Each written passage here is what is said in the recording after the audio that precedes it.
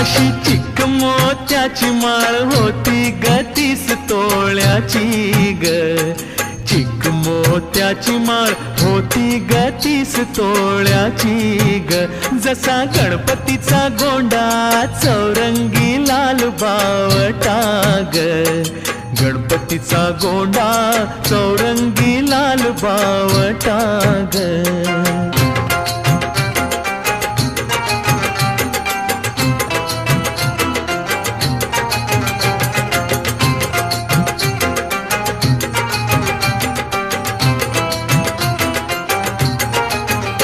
या चिक माळेला रेशमी मौचार दोराग.